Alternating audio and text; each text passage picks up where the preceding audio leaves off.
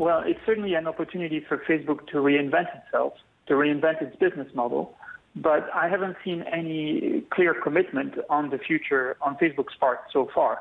So I would say they will probably coast along the same way.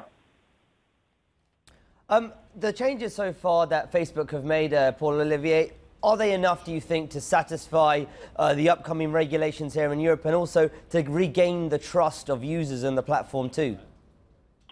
I don't think they are. If you compare Facebook's disclosure on the use of personal data to Google's, for instance, you'll see that Google's is much more comprehensive and much more precise.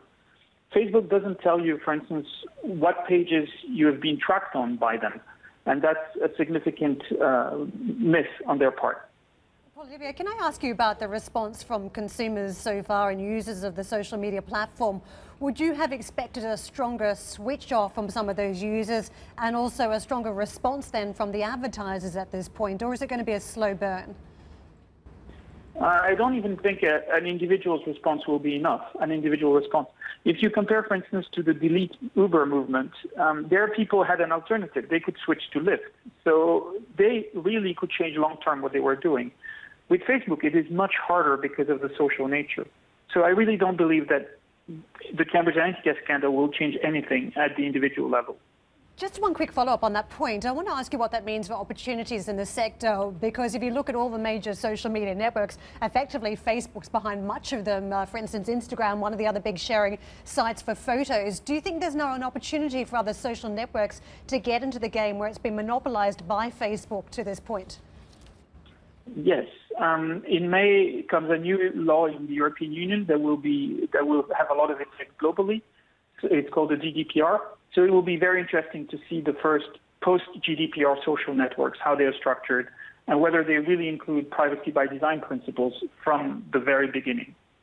Paul Olivier, to follow up on that, I mean, you mentioned this is an opportunity to reinvent its own business model. But should Facebook be reinventing itself on the back of this, or should there indeed be a US version of those European regulation initiatives, sort of making clear what is expected of these types of social media players and what is tolerated by regulators? I think for social media, it's solved in itself because of the social nature of the business. It's going to be very hard to have one set of rules in Europe and one set of rules elsewhere. So social networks, by definition, will have to follow the GDPR, in my view.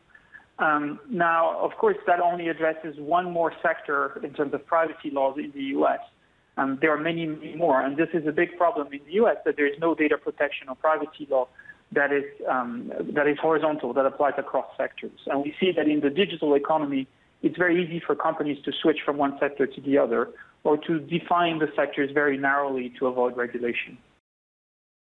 Still watching? Perfect. Click here to watch another great video from CNBC International. Oh, and don't forget to subscribe. Thanks for watching.